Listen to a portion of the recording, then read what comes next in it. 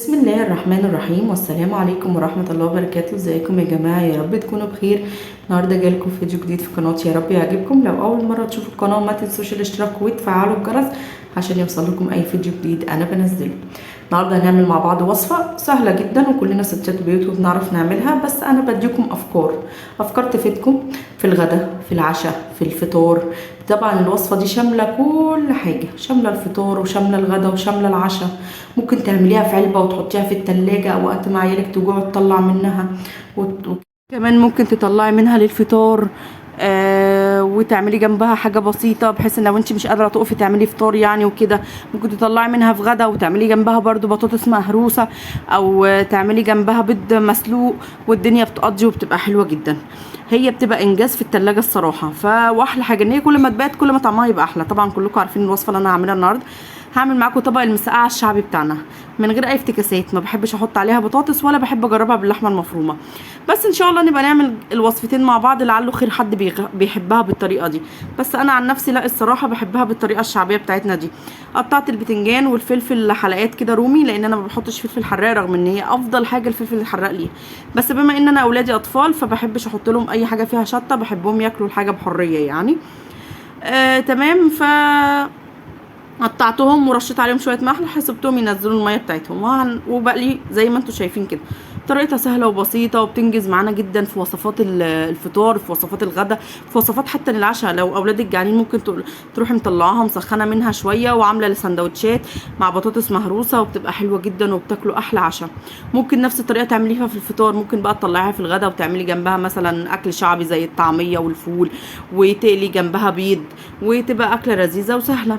موضوع سهل جدا وبسيط، ما بياخدش منك اي وقت، بس بتبقى حلوه. انا حطيت بقى هنا، قليت خلاص البتنجان وجبت بقى الهوج بتاعي وحطيت فيه شويه زيت بسيط جدا. ما بكترش في الزيت لان البتنجان بيبقى شارب برده نسبه من الزيت وبينزلها في المسقعه، فتحسيها ان هي اتملت زيت، فلا ما تحطيش زيت كتير، يا دوب نقطه بس على قد التوم ان هو ما يتحرقش، مش اكتر من كده. تمام. ما بحبهاش تبقى فيها زيت كتير. بقطع الطماطم، بشوح التومه بتاعتي وانزل بالطماطم بتاعتنا. حابه تعصريها براحتك، حابه تقطعيها مكعبات زي كده، بس انا زي ما بقول لك بحب الطريقه الشعبي بتاعتنا بتاعت امهاتنا اللي ما فيهاش اي افتكاسات. الايام دي طالعين ان هم بيحطوا فيها بطاطس، بس انا مش بحب احط فيها بطاطس خالص. وفي ناس بتعملها طبعا باللحمه المفرومه، ودي وصفه معروفه جدا، بس انا برضو مش بميل ليها قوي يعني، مش بميل ليها خالص الصراحه. بحط كمان معاها شويه سكر عشان الحموضه بتاعه الطماطم، وشويه خل. بيبقوا يعني شويه السكر مع شويه الخل بيدوها طعم تاني خالص، بجد بيخلوها طعمها حلو جدا. وبحط كمان شويه الملح بتوعي وخلاص. هي دي التوابل بتاعتي، مش بحط فيها اكتر من كده. طريقتها سهله وبسيطه جدا، بس زي ما بقول لك بتنجز معانا جدا في مصروف البيت، في المصاريف، في الفطار، في مصاريف العشاء، في مصاريف الغداء. ممكن تنجز معاكي في حاجات كتير جدا. وصفتها سهله وبسيطه ما فيهاش اي افتكاسات زي ما قلت لك. انا عملتها بطريقه الامهاتنا زمان يعني، ما حطيتش فيها اي افتكاسات. تمام. لو وصلتي لحد هنا في الفيديو ما تنسيش بقى تحطي لايك منك حلو، وتصلي على النبي في الكومنتات عليه افضل الصلاه والسلام عشان ناخد الاجر والثواب مع بعض. هقلبها واسيبها بقى تاخد مع بعض كده يعني بشكل ودي كده، تنشف يعتبر. مش بخليها فيها نسبه سيوله او نسبه ميه بسيطه، لا، بحب ان انا انشفها كده واحس ان البتنجان خلاص مسك في الطماطم.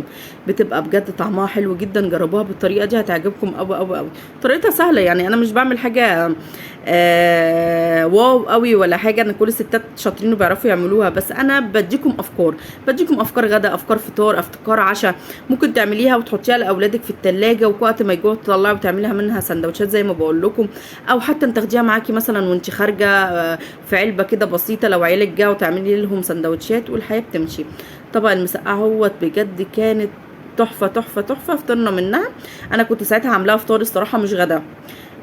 وحطيت الباقي في التلاجة في علبة كده، وبرده جت على أو بعديها بشوية لو عيالي جاعوا او اي حاجة وقالوا لي يعني يا ماما، بروح عامله لهم منها سندوتشات بعيش كده متأمر على النار. يا سلام، هتاكلي احلى اكل. لو وصلتي لحد هنا بقى حطي لايك حلو منك، وما تنسيش تصلي على النبي عليه افضل الصلاة والسلام.